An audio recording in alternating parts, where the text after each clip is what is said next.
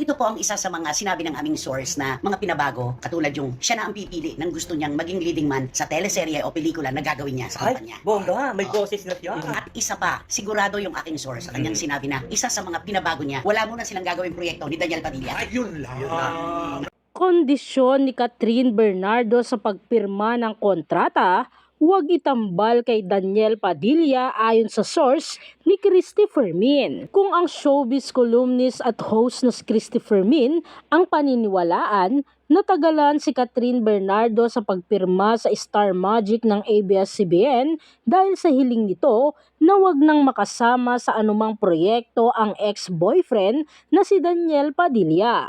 Sa online show niyang Showbiz Now na, sinabi ni Christina ayon sa kanyang source ay may ilang probisyon sa kontrata na ipinabago ang kampo ni Catherine. Anya, ang dami rin pong mga espekulasyon na kaya nagtagal ang pagpirma ni Catherine dito sa ABS-CBN, may mga binago pala sa kontrata.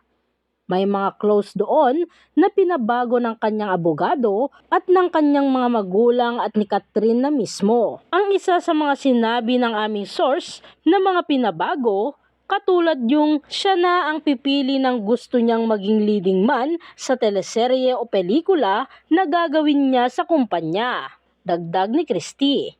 At isa pa, sigurado yung aking source sa kanyang sinabi na isa sa mga pinabago niya, wala muna silang gagawing proyekto ni Daniel Padilla. Sambit pa ng kolumnista host. Matatandaang bago ang contract renewal, umugong ang mga espekulasyon na hindi na siya pipirma sa Star Magic at ABS-CBN, bagkus ay lilipat na umano sa Crown Artist Management ni Maha Salvador at Rambo Nunez. Pero hindi raw siya nagdalawang isip na manatili sa ABS-CBN na kanyang home network sa loob ng halos 20 years. Ito raw talaga ang kanyang choice. Sa pagpirma niyang muli bilang isang kapamilya ay binasag ni Catherine ang lahat ng mga kumakalat na chismis tungkol sa network transfer. Anya, I've seen the articles, the news, and for me naman kasi as a celebrity, and siguro I can speak in general for the celebrities. When your contract is ending, normal naman talaga to get offers from different networks, management, or whatever.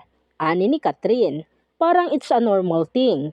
I don't see anything wrong with it sa mga nakadecide na. You know naman nalilipat. Desisyon mo yon. We all have the freedom to decide kung sino ang gusto mong mag-manage sa'yo. Mabilis ko sigurong nasagot na hindi talaga because hindi ko naman siya naisip. Because I'm very happy with everything now, especially the partnership and the friendship with Direk Loren and Star Magic. Hindi ko talaga siya na-entertain pero there were offers syempre. But I know deep inside my heart na ABS is my only choice. Buong pahayag ni Catherine Bernardo.